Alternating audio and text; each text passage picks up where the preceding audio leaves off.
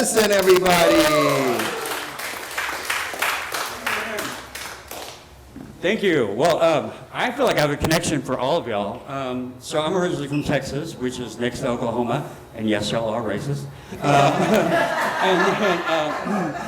And then I'm in Mexico right now, so there's that. Y'all are from the Mile High City. I'm a member of the Mile High Club. And I was just last week in Myrtle Beach, South Carolina, doing a comedy festival. Yeah.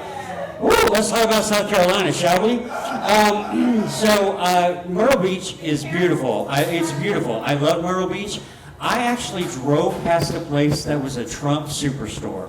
Oh, yeah. It was a Trump superstore, yeah. And this was a comedy festival I was in. I was the first contestant to go up. And I was like, wait a minute. Y'all are going to fucking make me drive past the Trump superstore and put the gay stand-up comic first? What the fuck is going on here?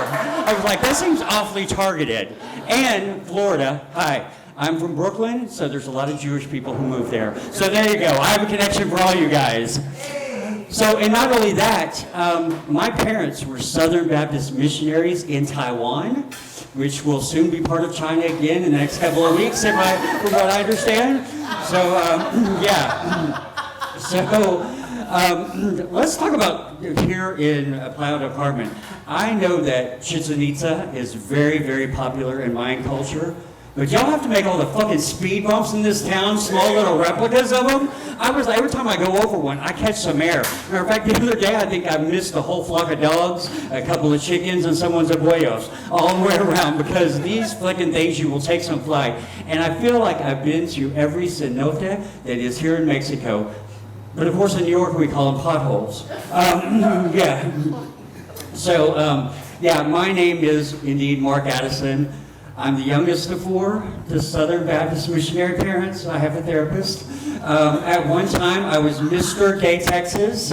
I went on to become the second runner-up to Mr. Gay All-American, which is really fucking third place. I live in a fourth floor walk-up in Brooklyn. I have on 2 pairs of Spanx. I'm doing stand-up comedy. Welcome to the shit show!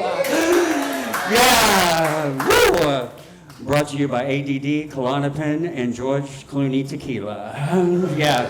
So, y'all know what Grindr is, right? Yeah. Grindr's like the gay Tinder. There you go. Or gay Hinged, which I think the gay version of Hinge should be called Unhinged. Because let me tell you, there's a lot. So my Grindr profile actually says that if I'm in your neighborhood and not normally on your grid, that means I'm probably fucking your neighbor, and it's probably the one you're thinking of. And the other day, this guy hit me up and said, "Are you fucking my neighbor?" And is it the one I'm thinking of? And I said, "I don't know. Does your dad live in your neighborhood?" And he goes, "My dad is dead. Are you fucking my dead dad?" And I said, "Well, nice alliteration." And I said, "Well, I was, until he ghosted me." I know that's a bad one. And I came back with... And I said, "Sir," he came back with, "Ha," and I said, "Sir, this is never gonna work, because I am into aggressive bottoms, a little like BDSM, and puns. And what you should have said after my ghosted comment was, boo!" Yeah, so I'm actually here with my ex, who's right there in back, and we actually met at a sex party, and the first words he ever said to me were, "Can I suck your dick?" Do you know how hard it is to find a 1-year anniversary card that encapsulates the sentiment, "Can I suck your dick?" I was like, Hallmark does not make one. So I wrote my own. I wrote, "I'll never forget what you said so long ago. On your cock may I blow." So fast forward to me now owning my own collection of gift cards for modern day dating and whores. And his name is Mark. Obviously, my name is Mark. How narcissistic is it to date someone with your same name? Because sometimes we'd be doing it, I'd be like, "Wow, Mark, you're amazing tonight." And I wasn't always talking to him. Yeah, so, and then after we broke up, the first rebound guy I had had a huge shoe addiction. And then when we broke up, I was like, you need to get yourself to a 12-step program. Okay, I'll let that sink in for a second. Yeah. And then the next guy I started dating, he was actually from Great Britain. And one day we were in my bedroom and I was smoking a cigarette and he looks at me and says, "Can I have your fag bum?" I was like, "I beg your pardon." But then I thought about it for a second, shrugged my shoulders, pulled my pants down, and let him put his lips on my Newport. Okay, it was new to him and may have not been new to everybody else. And, something I love about being down here in Mexico is the fact that y'all have the metric system. Because I tell you what, my dick is a lot bigger in the metric system than it is in the States. 21 centimeters to be exact. You do the math. And I guess I should have guessed that I was gay from a very early age, because when I was a kid, I was in love with the Little Mermaid. Matter of fact, all I wanted her to do was to be part of my world. But then when I thought about it, when I grew up, that bitch had crabs. And they recently did the live action version of The Little Mermaid, and everybody was all up in arms about the Black Little Mermaid. I was like, you know what? Y'all need to calm the fuck down. We don't know what mermaids look like because they don't exist. I said, the problem I have with the Black Little Mermaid is I didn't think black girls like to get their hair wet. And then to add insult to injury, they made Ursula into a white woman, played by Melissa McCarthy, which was just another example of a white woman trying to steal a black girl's voice. Later they did the live action version of Snow White and the Seven Dwarfs, except they axed the and Seven Dwarfs part and just called it Snow White. Wait, Peter Dinklage, that dwarf from Game of Thrones? And I checked, we can call them Thrones. Well, he got all up in arms and all up in his soapbox because Disney was using CGI dwarfs rather than dwarf actors. Well, Disney said that they had consulted the dwarf community, which I can only assume is a very small community. Their reactions were quite varied. Some were happy, some were grumpy, some were sleepy. Is that joke too short? Yeah, so, I don't know if it's celebrated here, but June is rapidly approaching, which means gay pride! No. June is never an easy month for me. Because A, I don't have my summer body out of layaway yet. And yes, I do have washboard abs. I'm just doing a load of towels right now. And for a lot of my friends, I'm their only token gay. So for the entire month of June, I have to answer phone calls that say Happy Pride. I have to return texts that say Happy Pride. I have to suck dick for Happy Pride. And, other groups that have their own month are not nearly as celebrated as we gays are in the month of June. It's not like I call up my sister on May 1st and go, Happy Mental Health Awareness Month. Even though I probably should. And it's not like in the month of February, I call up my black friends and like, Happy Black History Month. Or call up my biracial friends and like, Happy Black History 2 weeks. What are the 3 scariest words you could ever hear from Jeffrey Dahmer? Give me head. Yeah. So, I'll let that one sink in too. When I was in college, I was house sitting for a friend of mine, and obviously when you house sit for a friend of yours, you want to watch their porn collection. So I'm sitting there listening to music, watching porn. It was called Ass Man and the Wasp, which I thought was going to be about a big black guy fucking Anderson Cooper, but I digress. So I'm sitting there listening to music, watching porn. Now this is how old my friend is. He had a 5 CD disc changer, and the CD changes, and well, I know I should have got up and changed the music myself, but my hands were full, believe it. And the porn and the CD slowly start to sync up. Oh, I forgot to mention what the CD was. It was the soundtrack to Les Mis. So all of a sudden it goes, it'll come, it'll come, it'll come, and it did. And there I was jerking off on my own. Yeah, that's for the musical theater people in the world. There you go. Now here's some of my bad dad jokes, or in my case, daddy. What's up? This is the worst. I wrote this joke a couple of days ago. It is the worst joke in the history of the world. It has cracked my shit up for the past couple of days. If you don't laugh, I'm going to go home and laugh and masturbate to it on my own. So here we are. So what were the last words that Batman said to Robin before they got in the car? Robin, get in the car? Robin, get in the car. Okay, it is bad, I told you that, but maybe I've said it with a Batman accent. Robin, get in the car. Now here's my impersonation of Batman looking at a Where's Waldo book. Where is he? Okay, there you go, that was good too, how about that? So then how about this one? What do you call a fat computer? Adele. But then she went and lost all the weight, so I was like, well, you know what? I guess she finally got an apple. Yeah, there you go. I'll let that sink in there. Yeah. You know, and coming down to Mexico with your ex is probably not the best thing to do between the heat, the tequila, the fact that you can get pharmaceutical drugs without a prescription next to any 7-Eleven, and the fact that there are plenty of places to bury a body. I mean, this whole trip is going to probably end up no less than a felony. And, you know, Trump keeps talking about everybody caravanning to America.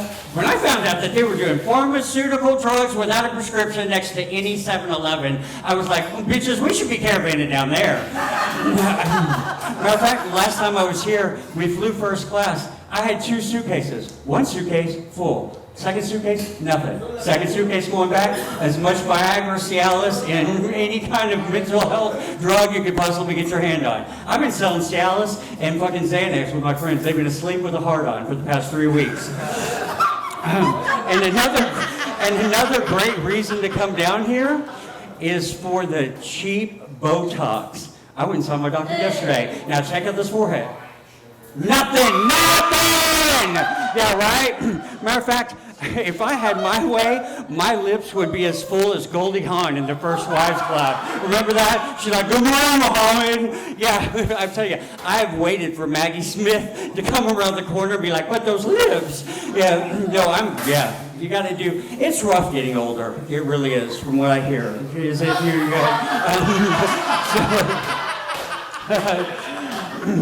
I will say, though, that I am completely impressed that Mexico has a female president. Yeah, you give yourself a hand for that. Not a female Jewish president in a Catholic country. I mean, what the fuck is going on down here? I mean, you know, America, obviously we have some issues. We refuse to elect a woman president, and I guess it's because they think that, I don't know, a woman will get on her period and start a war somewhere. Unlike Trump starting a war somewhere about a bunch of files of young girls, period. And you know, yeah, see? And I think those Epstein files should really be called the pedophiles. Yeah. And you know, I came up with this brilliant idea the other day to open my own porn production company called Weinstein Epstein Productions. I mean, just the Google searches alone would be fucking epic. And I guess we're always looking for fresh, young, new faces and somebody well hung. Well, he hung himself. Yeah, there you go. Yeah. But you know what? Enough about those assholes. Let's do some dick jokes, shall we? So, you know, Trump has been comparing himself to Jesus a lot lately, which, God, that is fucking ridiculous. I mean, I think that's like comparing apples to orange assholes. You know, the only similarities that I see between Trump and Jesus are they both hung out with hookers, and they both had severe daddy issues. I mean, outside of that, that's where the similarities stop. Because from what I understand, Jesus could make a storm come with a wave of his hand. Trump couldn't even make a storm come with a wave of his checkbook. Yeah, he tried too, sure did. And, you know, the world nowadays is really fucking blowing up, isn't it? I mean, you got Lindsey Graham out here blowing bubbles on his pink Princess One at Disney World, and you got Kristi Noem's husband blowing up his fake titties online. Okay, now let's talk about that, shall we? Now, ladies, I know that if your tits are real, you're not responsible for which direction your nipples are looking. However, if you're blowing up your own titties and paying for them yourselves, shouldn't your nipples kind of be going in the same direction? I mean, Kristi Noem's husband's nipples look like Kash Patel's eyes. Yeah, so let's stay on the Trump administration, shall we? Other than the fact that I 100% disagree with everything RFK Jr. says, I also hate the fact that he sounds like Katharine Hepburn in the later years. I know at some point he's going to be like, polio will soon be in bloom again. And what is up with these Kennedys? Oh, you like that one? There you go. Yeah. What is up with these Kennedys and their brain issues? RFK Jr. had a brain worm. JFK didn't. I'll let that sink in for a second. JFK didn't have a brain worm. And then Jackie picked up the slack all over her Chanel suit. Hey, you know what? You can sigh all you want to. Don't blame me. That's Lee Harvey Oswald and several other people from the conspiracy theories, from what I understand. So, what are the 3 scariest words you could ever say to Jeffrey Dahmer? Eat me out. There you go. So, I heard him do his trans jokes, and I started to scribble them off on my thing. Let's go ahead and do it, shall we? And relax. I can hear your butthole pucker from here. I've got you. What do you call a pregnant trans person? Translate. What do you call a hairy trans person? Transfer. What do you call a trans mom? Transparent. What do you call a trans albino? Translucent. What do you call a trans person running? Transaction. What do you call a trans orthodontist? Transcendental. What do you call a trans person on a bicycle? Transportation. And what do you call a trans person in a wheelchair? Crippled. So there's that one, yeah. Let's not run me out of rail on that one. So, like I said, my parents were Southern Baptist missionaries in Taiwan. And my mom, when we went to Taiwan, she was there to tell people about the love of Christ, but only bothered to learn about 5 phrases in Chinese, which consisted of, I don't speak Chinese, please do you speak English, I didn't order this, please send a boy for my luggage, and where can I cash these traveler's checks? And so when my parents would come visit me in New York, and they would see anyone of Asian descent, my mother, with her southern accent, would want to go up to them and welcome them to her native country in their native tongue. So we were at the Metropolitan Museum of Art. There were these sweet little girls just admiring some art. And my mother, in her southern accent, goes up and goes, well, Woo-Dong Chong-Win! And so these people were like, first of all, we're Korean. And second of all, why are you yelling at us? We don't know. Yeah, she was trying her hardest, yeah. And my dad was a hairdresser. Shut up. And my mom was a stay-at-home mom. And I'm the youngest of 4. My closest sibling is 9 years older than I am. So it goes, Jimmy, Gary, Darla, wait, oops, Mark. Yeah, and so at one time, my sister was second runner-up to Miss Texas. Or second runner-up, don't applaud that. She got beat out by a ventriloquist. And so I used to make fun of her and go up to her and be like, how bad must your talent have been to get beaten out by a ventriloquist? So later in life, to bring honor back to our family, our Southern Baptist missionary family, I, at one time, was Mr. Gay Texas, and then went on to become the second runner-up to Mr. Gay All-American. And then my sister would make fun of me by going, who's laughing now, bitch? Yeah, so, and then my brother Gary, God love him, they didn't really use the word on the spectrum back in that day, but honey, let me tell you. So my brother Gary actually calls me Math. Now you may be asking yourself, why, Mark? Are you good at math? Negative. My brother Gary calls me Math because my last name is Addison, and to him, Math stands for Mark Addison the Homo. Oh yeah, it's baby steps. It is baby steps. And my ex's last name is Albino, so he's MA as well. So at my mom's funeral, my brother kept saying, hey, can I sit between the two of y'all so it'll be math stereo? I was like, well, first of all, you're an idiot. You should have been math squared, dumbass.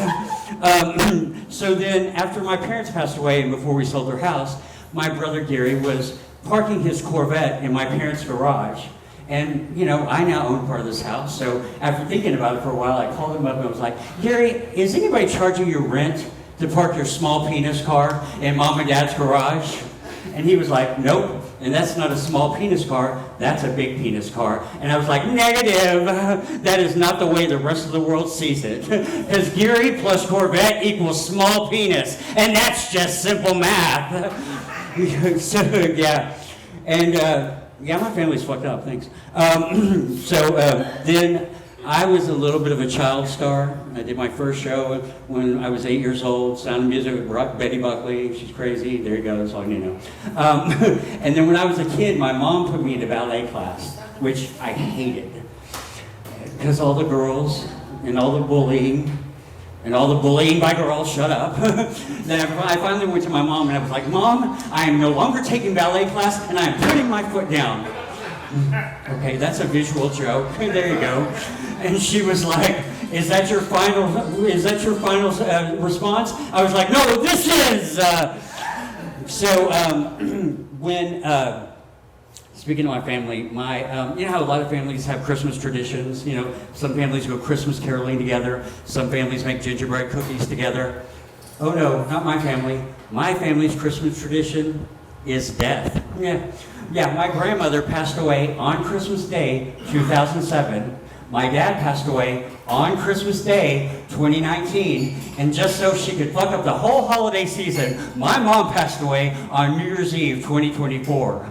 So I've been thinking about converting to Judaism just because strictly, if you know me, statistically speaking, you could perish on the Christian holidays. And so when my mom when I was alive, when I first moved to New York, she called me up and she was like, so Mark, I have picked out the perfect dress to wear to your first Broadway show. And I was like, Mom, that is so sweet. So unlike you.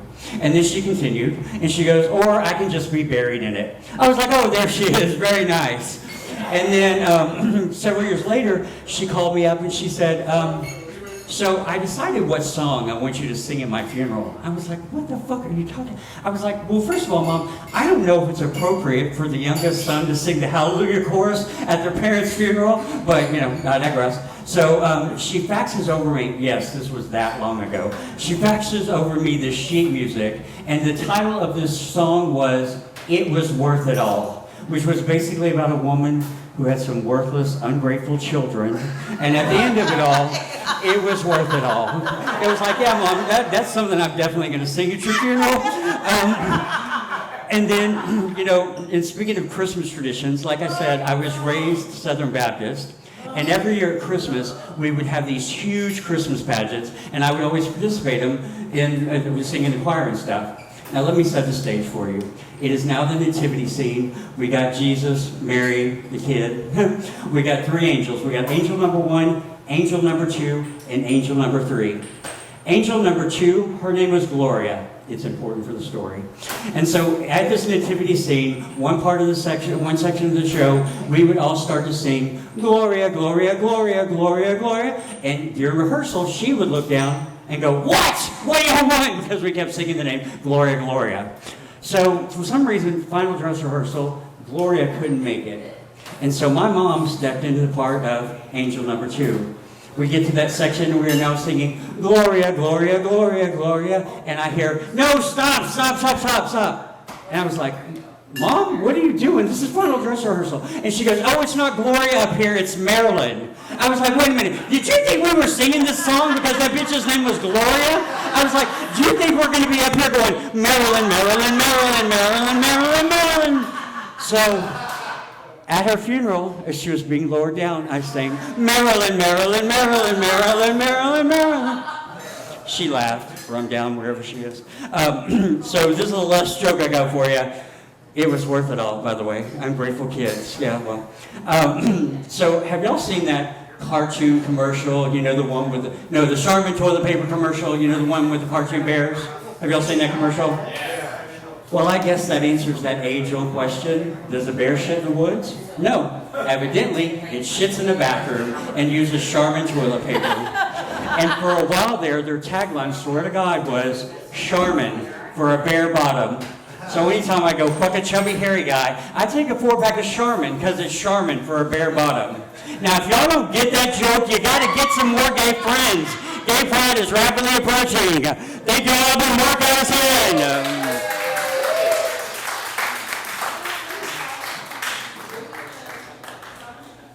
Keep it going for Mark Addison, everybody. Now,